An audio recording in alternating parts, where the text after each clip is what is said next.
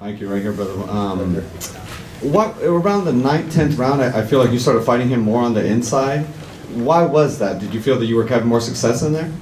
We were on the outside, like I said, a couple rounds, and he was dictating that pace and that aggression, but at a good distance for him, and it was just giving me more trouble. And so at times we tried to get on the inside a little bit.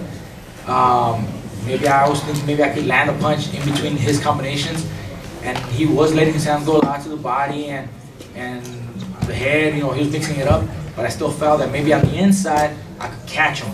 Maybe I could catch him. I felt like I could have that opportunity because he was getting a little open at times.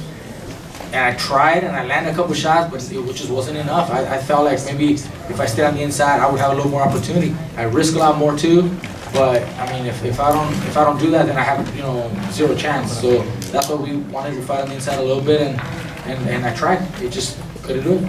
When your brother, in between the rounds, said that, hey, maybe we should get out of here, what? Just, I guess, speak about like the fire it brought to you. I mean, you've never heard that before. That's something very foreign in your corner. Well, it's foreign, and nothing like that had ever been mentioned in my corner. But they're looking for the best, for their fighter, not just as family, but my brother has a lot of experience, and I have a lot of experience in working the corners, and they always look out for their fighters' health and safety, and so there was concern. Hey, you're getting hit a lot, we want you getting hurt.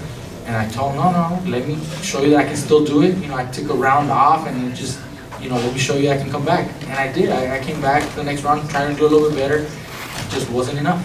Last question. My last question actually is for Robert.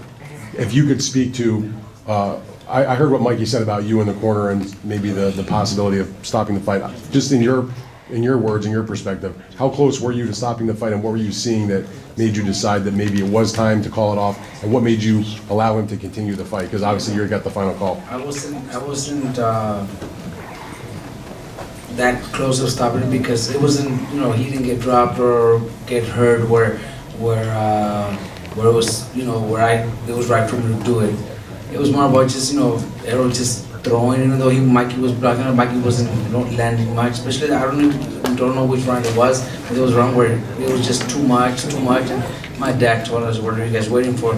My son also said, "No, look, he's not hurt," because we're talking in the corner, and my son says, "He's not hurt. Just let him go through the rounds." And when we talked to Mikey, Mike said, "No, let me continue doing the rounds. He's not hurting me. He's hitting me, but I'm not being hurt. Let me just continue finishing the fight, go 12 rounds." That's what we did, and, like he says, he was never hurt. He just, got hit at rounds where he was getting hit more than what we've ever seen, but not enough to where he got dropped or was really badly hurt. All right, thank you all, and give it up for the 4-division world champion, Mikey Garcia.